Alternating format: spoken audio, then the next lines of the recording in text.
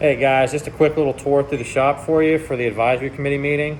I just want to take you through the classroom, kind of show you some things. Nothing much has really changed in the shop. We're still pretty much set up the same way, but I want to show you some things that we're trying to do with some remote learning options with the whole COVID situation. So hang tight. All right, so I tend to set up here, get the GoPro camera set up. Also use this for my Zoom meetings. So that way we can do some theory lessons right in here, just like as if they were in the classroom. When we had hybrid students in here, some in class, some on the computer, we would have this set in the classroom and turned around as well. So it was like they were sitting right in the classroom while we did the theory portion. And then we went to go to the lab with the in-person students. We would then take and assign something to the virtual students online and flip-flop when they came in day to day. Now that everybody's remote, this is pretty much where I'm doing my check-in meetings. I'm doing my virtual classes and things like that. A couple new things I did want to show you guys. I changed some things up since we haven't been allowed to use the classroom this year because it's too small to meet the restrictions of the 6 feet apart, things like that. I've kind of been using this area as keeping our electronic equipment in here, keep it out of the dust a little more, and I plan on to kind of keep implementing that in the future. See how that goes. So I've got our Vantage scopes in here we've been tinkering with a little bit. Our new Snap-on TPMS tool we got last year. We had two new, one's not in here right now, I'm using one for a demonstration, but we have two new Altel Maxis Elite Scan tools. We have our Snap-on setup in here still, some new adapters for the scope so we can start maybe doing some pressure transducer diagnostics. Our multimeter certification package in here that hopefully when we get back in person we can knock that out and get that done, get some guys certified in that. Take a stroll out to the shop here. A couple new things too, we just got in, just bought a all-tool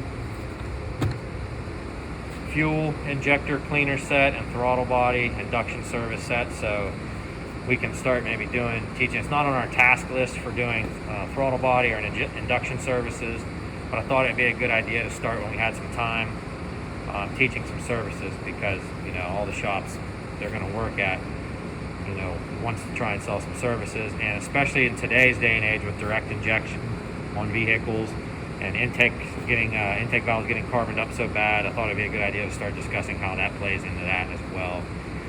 We also got an all-tool injector tester and cleaner with an ultrasonic bath here too. Don't have it set up yet. I got it, put it together. I just got some mineral spirits after talking to some people in the high performance world that have been using these to test and clean injectors. The general consensus is that the mineral spirits seem to work the best and do not cause any damage. So we'll be able to hook some injectors up here. We'll be able to test them and flow rate them side by side if we have a suspect injector. My main purpose for this was for demonstration purposes. I can put a couple bad injectors and some good injectors in there, and they can see what the spray pattern looks like, things like that. All right. Here's our 1960 Willys Jeep FC150 forward control. That was donated. We've kind of got this just out here hanging out right now. Got some plans for this in the future, hopefully as a senior project to work on. But for now, there it sits. All right. We have the lab set up over here right now where we can pretty much get two cars in on the mid-rise lifts. So as you guys can see, we have the mid-rise lifts in here. We get two cars in. This is nice for me doing some videos and some demonstrations live on Zoom. We're posting on our YouTube channel. Have a little room to set up and do some things over here. It's also, I like it because this has kind of been our makeshift classroom now. Right now I currently have this table out with engine parts because before they went remote we were reviewing engine components and mechanical testing like compression testing, cylinder leak down testing, vacuum testing, how all these parts play together. So I need to get these put back up and cleaned away, put away for the rest of the year, but this was used for component ID and things like that while we were doing in-person and virtual, as well as our engine cutaway of our 3800. But we would move these vehicles around and set up in class out here so we could spread out students at each end of the table As you can see, here's a good example how we were sitting. Table, they sit like this, we're 6 feet apart. And the ones that are in person, we can keep them away from each other and meet all of the guidelines that we are required to meet here. So in the future, we will have more tables out here, like I said, spread out. We made a little projector cart so it can project up onto the screen or the wall up there. So that's kind of what we're doing for some classroom stuff when they're here. The goal for when they're here is to really be more hands-on, and they're doing a lot of their virtual pieces online. As of right now, they're all online. As you can see, I was set up over here. I was teaching a lesson on using the drill press, how to use the drill press, how to do thread repairs, how to tap metal, and how to install thread inserts, Healy coils. I was doing that live with in-person students, and I also had the camera set up out here so they could watch me virtually, as well as recording it for students that were absent. So now if they missed the virtual meeting, we can go back in, send them the link, they can watch the demo, and go from there. So there's some advantages to this. The nice thing is the student's absent, I have it recorded now, and they can go back and watch it later. Let me show you what welding made for us. Welding came over before we went out on remote.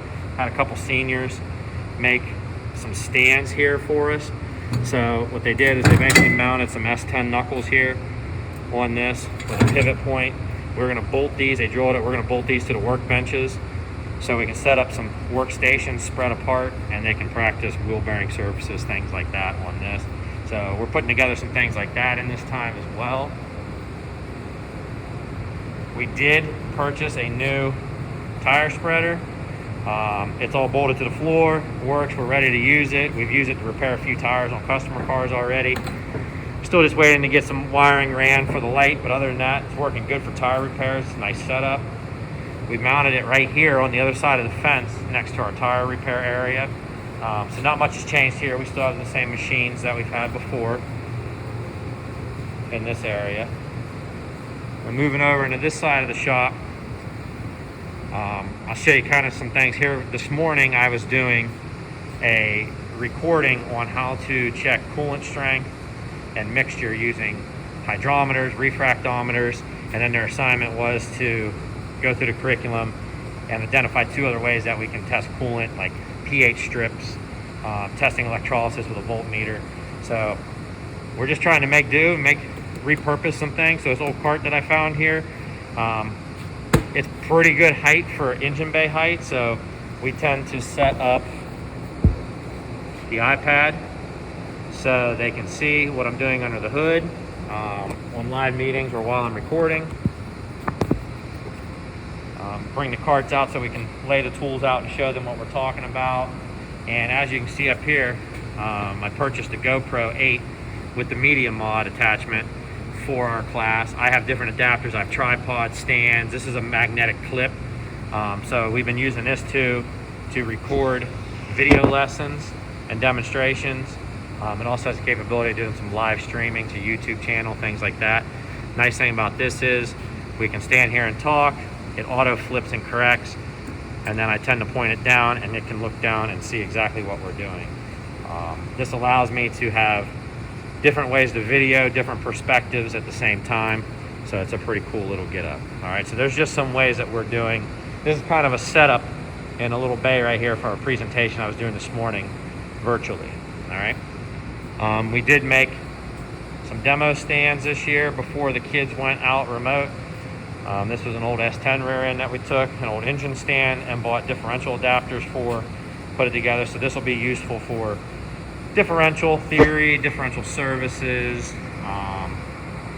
We can fabricate brake lines on it, drum brakes, doing drum services, things like that. And as far as even practicing torque sticks and impacts. So my plan is to build some more things like this over the years. I like to repurpose anything, any junk vehicle that we're going to get rid of. I like to repurpose it as much as possible. Right now we have customer's car in the shop. This is the auto body teacher's truck. The students went remote, but the day before they went remote, they started working on doing brake job and wheel bearings on this truck. So we've got everything laid out. This is where I'm going to pick up and start doing some live streaming of me finishing this repair and getting it back together. Other than that, the alignment machine, you guys have all seen that before. I did want to talk about in the future some new battery charging options. The VAT45 is back there, we've used for Nocti for years.